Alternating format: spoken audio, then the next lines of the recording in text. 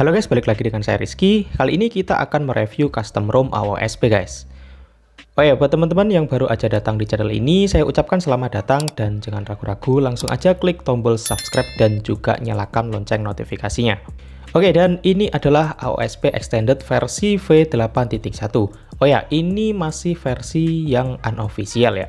OS ini menggunakan base Android 11 dengan kernel yang digunakan yaitu 4.4.267 Ultron. Walaupun ini merupakan AOSP, namun OS ini masih menyediakan fitur kustomisasi guys. Dan di sini terdapat extension, di dalamnya terdapat status bar, kemudian GS panel, navigation, lock screen, dan juga sistem. Di masing-masing itu terdapat banyak sekali tools yang dapat kita gunakan untuk mengcustom tampilan HP kita. Selanjutnya di sini juga terdapat ZenPart. Di dalam ZenPart terdapat beberapa kustomisasi, terdapat audio, spektrum, kemudian thermal. Dan di sini kita juga bisa mengatur kalibrasi warna layar HP kita. Untuk performa pertama saya tes dengan menggunakan GPU benchmark dan di sini OS ini mendapatkan skor 387/600. Ini skor yang lumayan tinggi sih, walaupun masih di bawah OS lain. Biasanya OS lain mendapatkan skor di 400 ribuan. Kemudian saya tes juga dengan menggunakan Geekbench 5 dan OS ini mendapatkan skor 278 untuk single core dan 966 saja untuk multicore-nya. Ya, di sini untuk multicore-nya skornya sangat rendah sekali ya.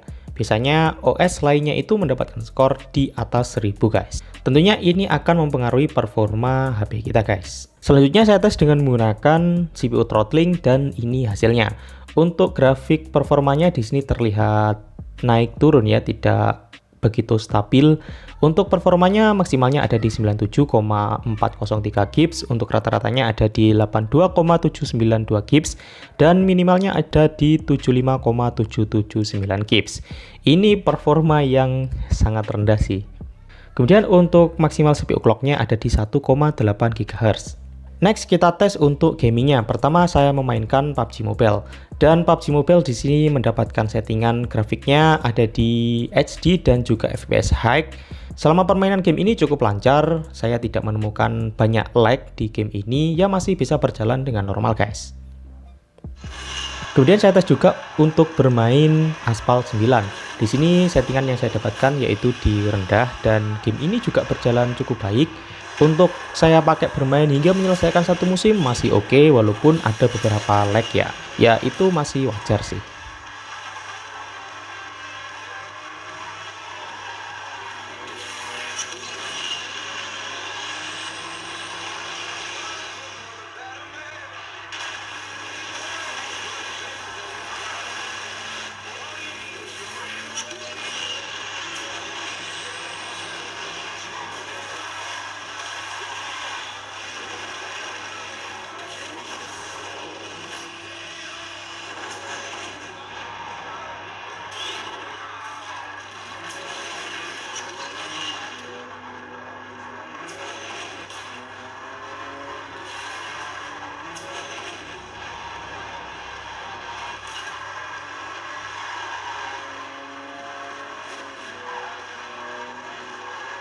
Nah, untuk performa baterai sendiri, OS ini cukup baik juga sih menurut saya, cukup awet. Untuk penggunaan sosial media, saya bisa menggunakan HP ini hingga seharian guys. Untuk charger speed-nya juga normal. Oke, kemudian untuk performa speaker di sini juga cukup bagus, untuk bass-nya dapat dan juga power-nya cukup kencang.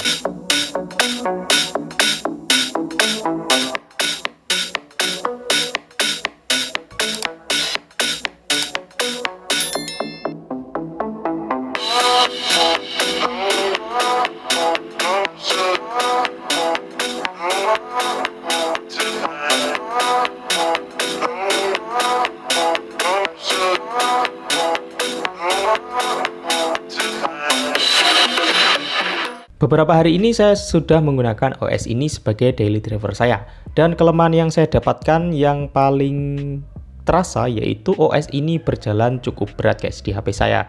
Di sini saya menggunakan HP di RAM 332GB, terutama saat membuka quick setting dan juga saat berpindah aplikasi, OS ini terasa cukup berat. Ya semoga aja nanti di versi officialnya ini bisa teratasi.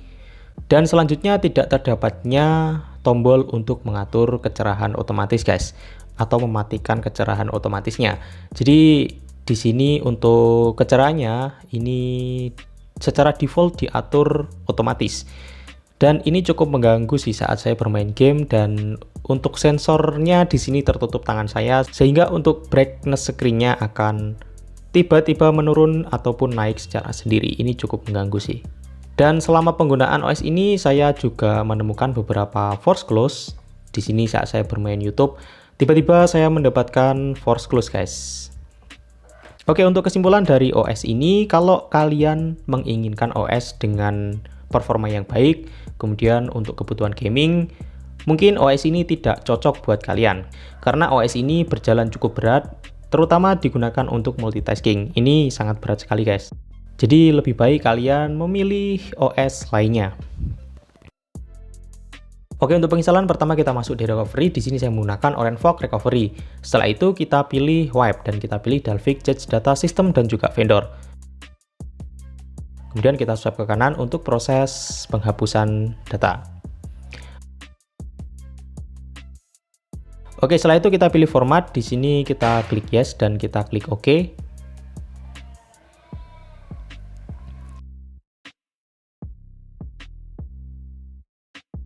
Selanjutnya kita masuk di file dan di sini kita cari untuk file OS kita guys.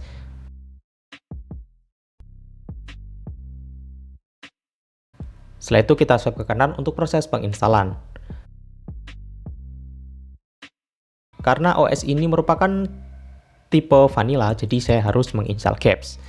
Kita masuk di file, kemudian kita pilih GApps dan kita swipe ke kanan untuk proses penginstalannya. Setelah proses penginstalan selesai, kita bisa pilih reboot system dan kita tunggu aja hingga masuk ke OS kita. Oke, itu untuk penginstalan dan juga review dari OS ini. Kalau kalian suka dengan video ini, jangan lupa untuk like dan juga subscribe channel ini. Dan sampai jumpa di video selanjutnya.